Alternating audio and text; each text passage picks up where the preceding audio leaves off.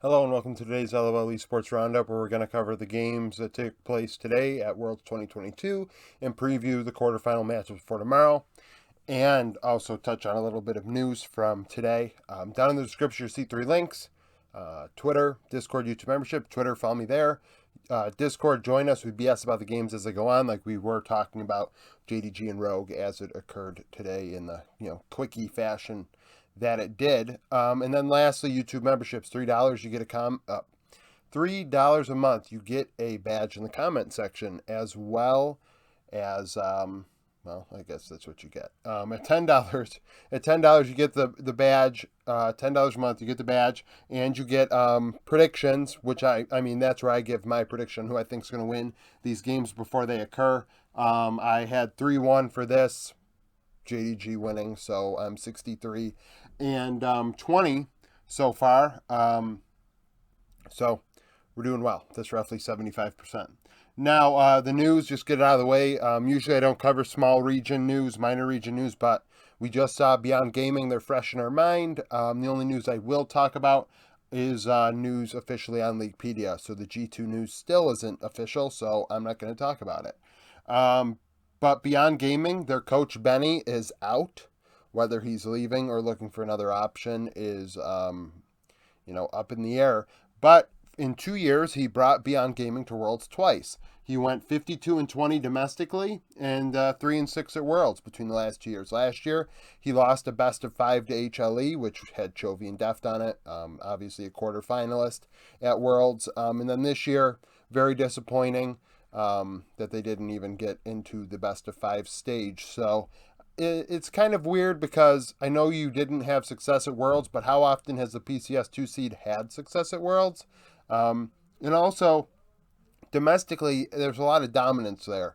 So it is very interesting to see him out, but that is what it is. Now, for why you're here, JDG versus Rogue. JDG 3-0'd Rogue. It was pretty standard, what we expected. I mean, I expected Rogue to be able to win one game, JDG inting, or something of the sort, but Rogue decided to, just make terrible draft decisions that kind of put themselves in a hole. Kanavi led the way 13-5-10 for JDG.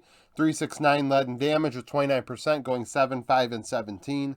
Larson had a good series. I mean, I know his Azir wasn't as proactive as people would like, but in a 3-0 to have an 8-2-4, 35% of damage, I mean, he could have done a lot worse. I thought he was fine in his matchup. Comp 10-7-2 in bot lane. The bot lanes were back and forth. JDG's bot lane inting as expected. They will not be able to play that way against the winner of this series in the semifinals. I do believe that if they play that way, they are going to be punished. Rogue. So game 1, Odo turns down the Gragas to take a Renekton, so 369 picks Gragas into the Renekton. Renekton sucks. It is an awful pick, and they picked it anyways, and they lost. Okay. Malrung doesn't get the J4.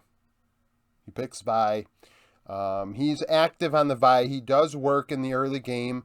Kanavi does work as well, but Vi is at least like he's doing something. Like he isn't absolutely turbo useless. Now Kanavi, obviously on a carry jungler versus a Vi, is going to gap him in gold and farm and relevance as the game goes along, but at least Malrun kept up.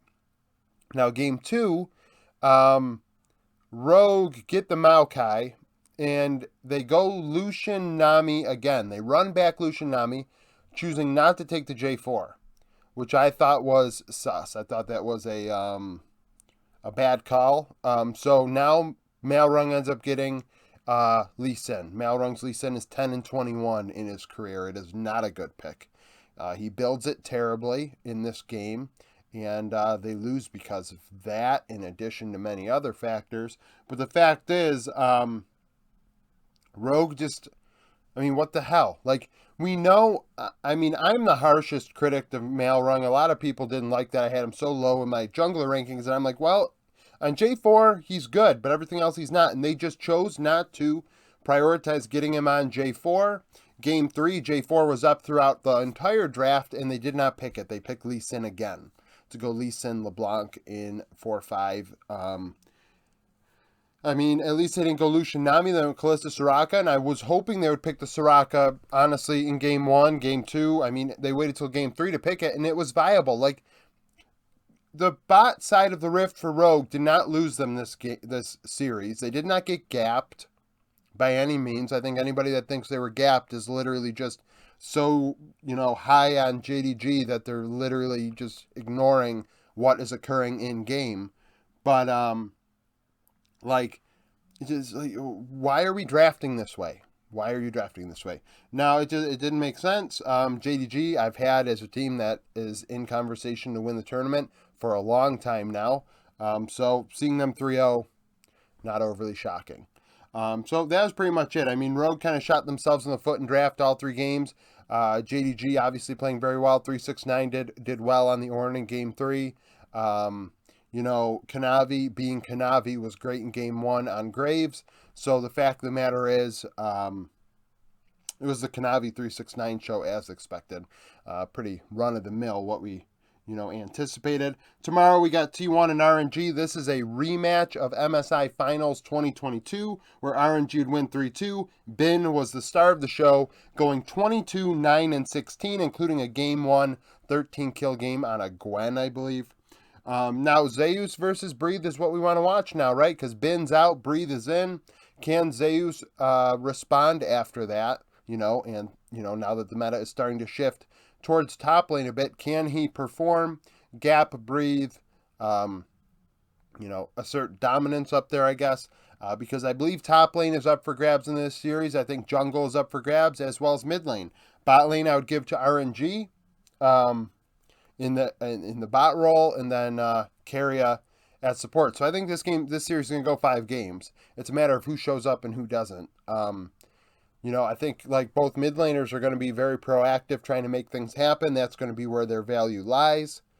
I hope that the young team, well, both are really young in the jungle and in top lane.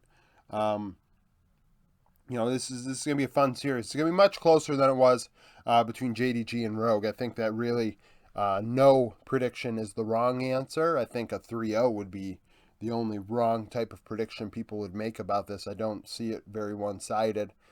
We do have to factor in RNG and COVID. Like I haven't heard much about it recently because EDG now has COVID. But the thing is, like, if they haven't scrimmed for a while, if they're still fatigued, that may be rough on them. A 5-game series could be rough. A high-intensity situation where scrims cannot replicate just how stressful a 5-game series is in World's quarterfinals, right? So that is something we have to keep in mind, but should be a banger of a series. So thank you for watching. If you liked the video, like it, subscribe to the channel for daily League of Legends content. I put out content every day. Become a YouTube member, follow me on Twitter, join the Discord, and thank you for watching.